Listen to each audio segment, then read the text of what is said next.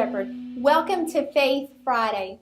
Have you ever struggled with intimidation and fear? I know I have. I was that kid that was always picked last for a team. I was uncoordinated and not good at any sports. I grew up thinking that I wasn't good at anything. It wasn't until I came into a relationship with Jesus that I realized that I actually did have what it takes. I have the Holy Spirit. Proverbs 29:25 tells us, fear and intimidation is a trap that holds us back. But when we put our confidence in the Lord, He will bring us to high places.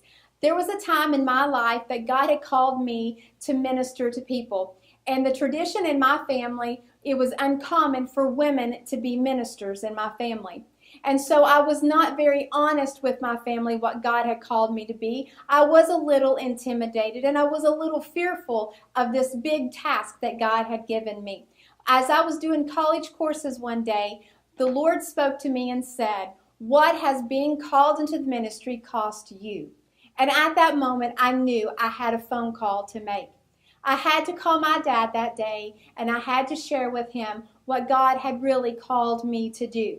And when I shared with him that God had called me to be a minister, even though this was something very uncommon with my family, that women were able to minister, I shared this with my dad.